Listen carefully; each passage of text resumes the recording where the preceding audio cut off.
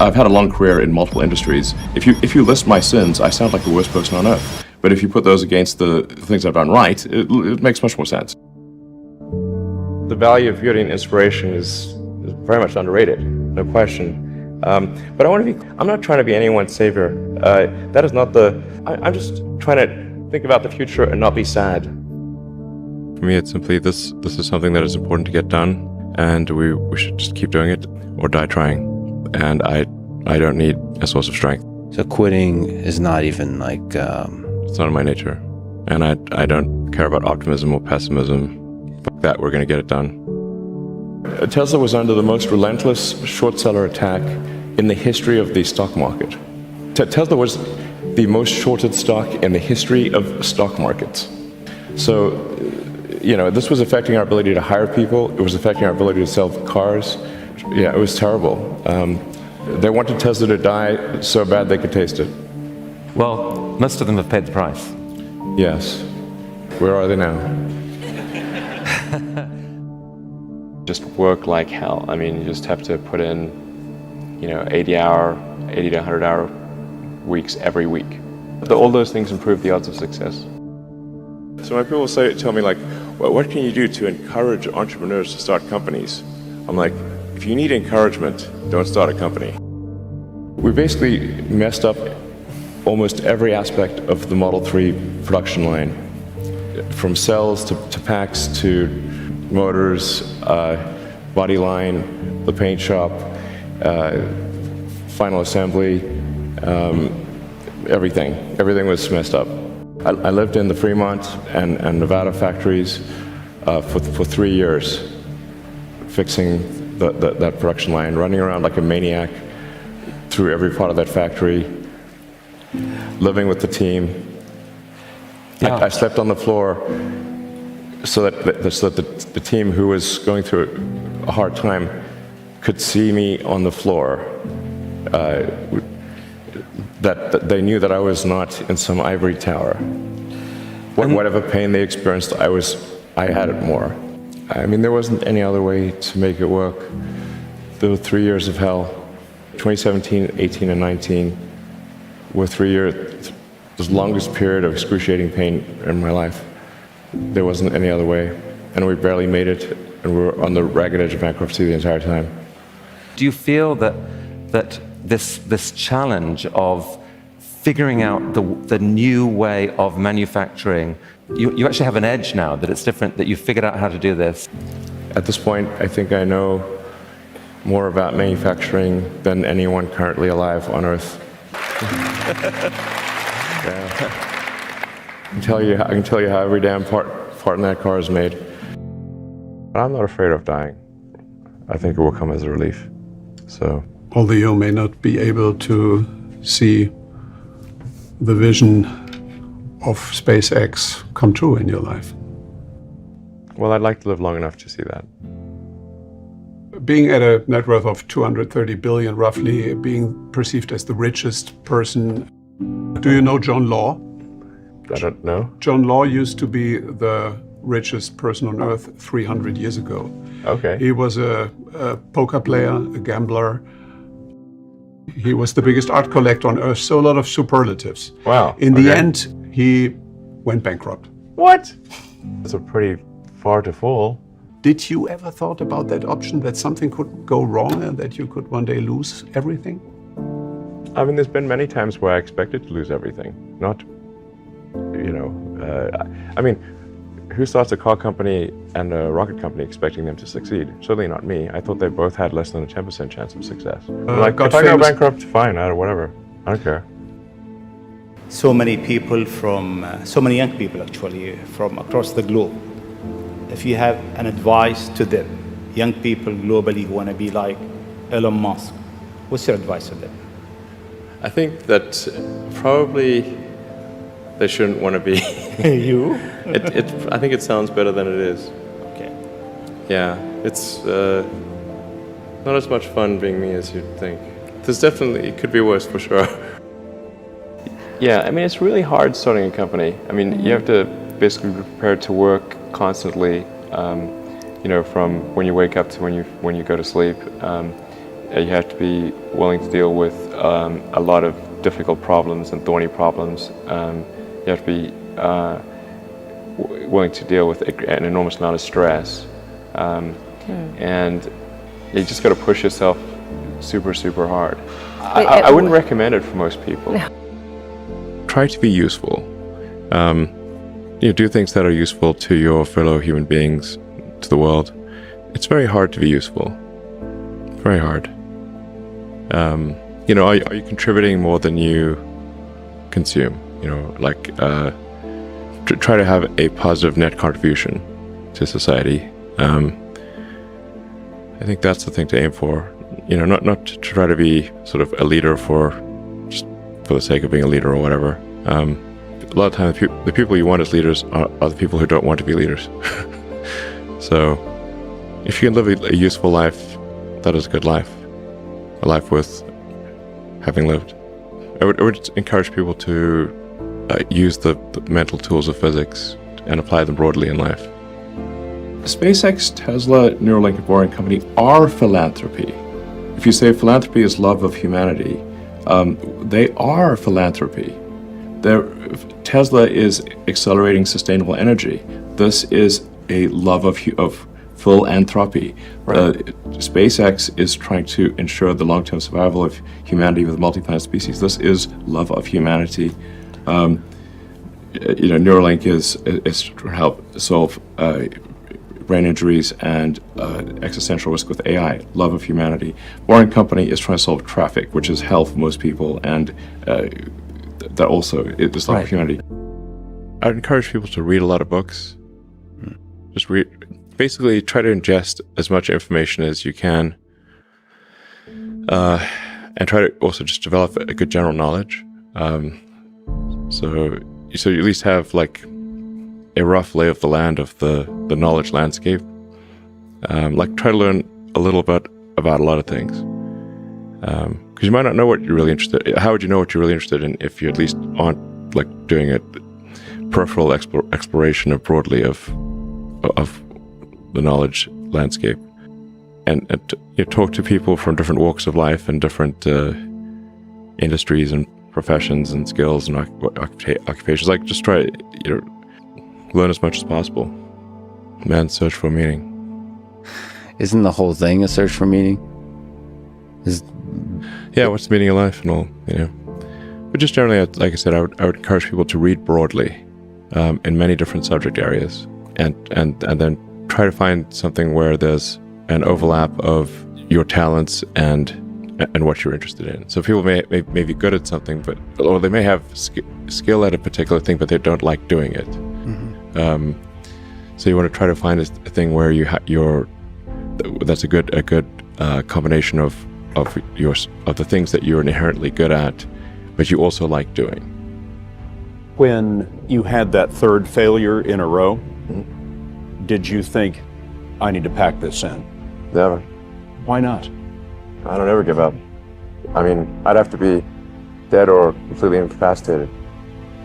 Essentially, the longer you do anything, the more mistakes that you will make cumulatively, which if you sum up those mistakes, will sound like I'm the worst predictor ever.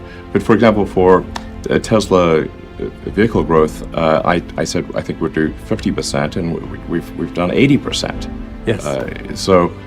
But they don't mention that one.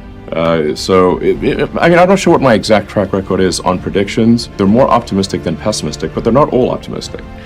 Some of them are exceeded, probably more are later, but they do come true. It's very rare that they do not come true. I mean, I don't aim to disrupt for the sake of disrupting, It's more like there's thinking about what set of actions are most likely to lead to a better future.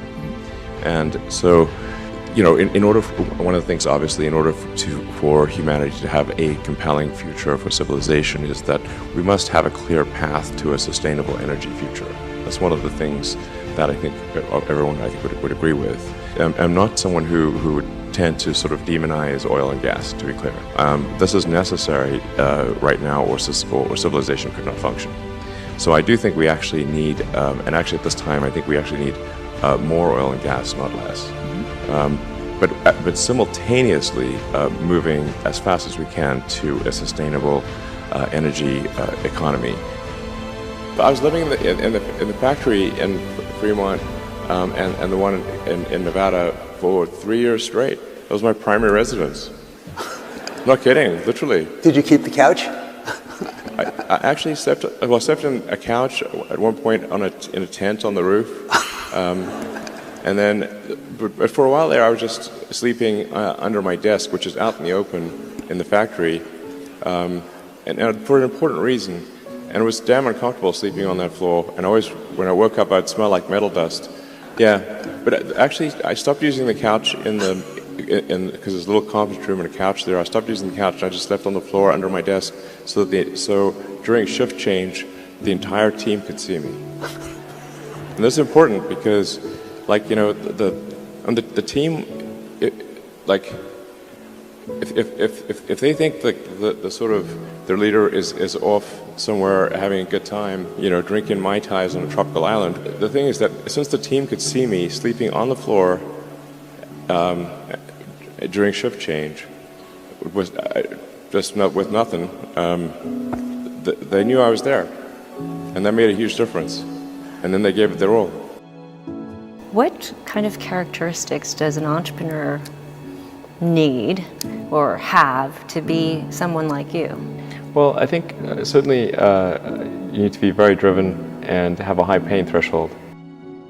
Elon, you are reported by Forbes and everyone else as now, you know, the world's richest person. That's not a sovereign.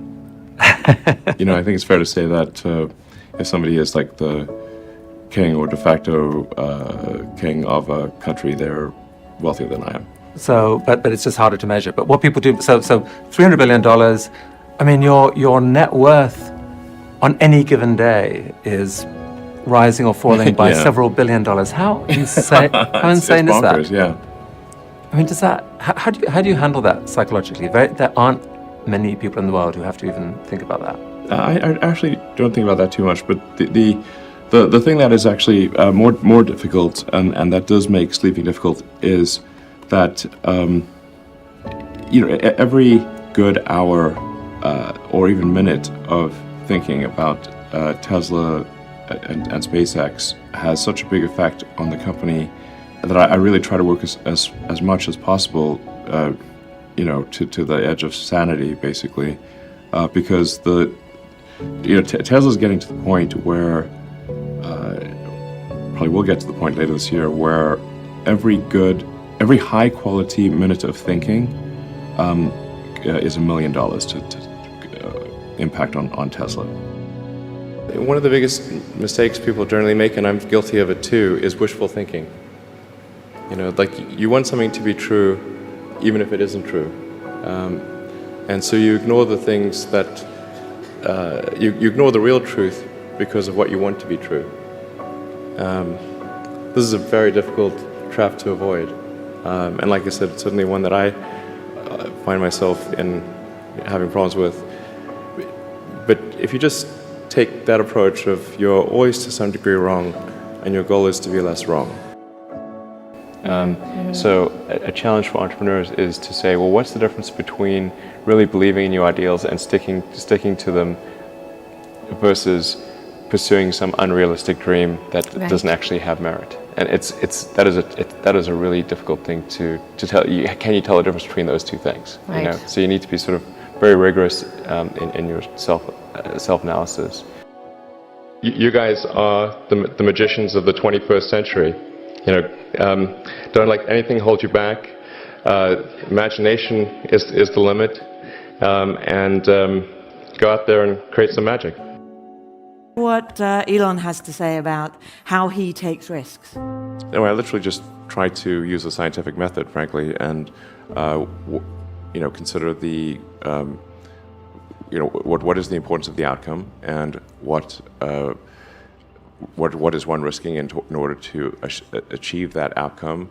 And but like I said, if the outcome is important enough, even if the probability of success is low, one must, I think, still do it. In my view, you know, some things are very important, and in order to have a good future, and if we don't do them, well, then we're in big trouble. And so, and then how much of a risk really is it? Because if we don't take those actions, we won't have a good future. And I think the riskiest thing would be no action.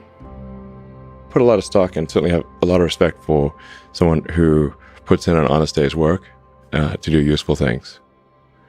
And just generally to have like not a zero-sum mindset, or like have more of a grow the pie mindset. Like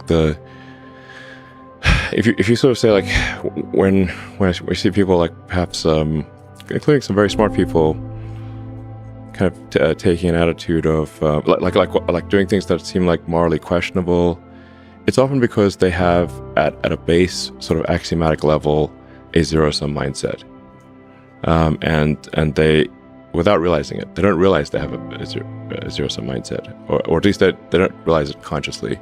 And so if you have a zero-sum mindset, then the only way to get ahead is by taking things from others. If it's like if the pie is fixed, then the only way to have more pie is to take someone else's pie. But this is false. Like, obviously the pie has grown dramatically over time, the economic pie. So in reality, you can have to overuse this analogy, you can have there's a lot of pie. Yeah, pie is not fixed. Yes. So you really want to make sure you're not operating without realizing it from a zero-sum mindset, where the only way to get ahead is to take things from others. Then that's going to result in you trying to take things from others, which is not good. It's much better to work on adding to the economic pie. So when I interview somebody, my interview question is always the same. I said, tell me the story of your life, and the decisions that you made along the way and why you made them. And also tell me about some of the most difficult problems you worked on and how you solved them. And that question, I think, is very important, because the people that really solve the problem, they know exactly how they solved it. They know the little details. And the people that pretended to solve the problem, they can maybe go one level and then they get stuck. Are you happy at the moment? I think there's degrees of love, but certainly for one to be fully happy, I think you have to be happy in work and happy in love. I suppose I'm medium happy. There are degrees of happiness.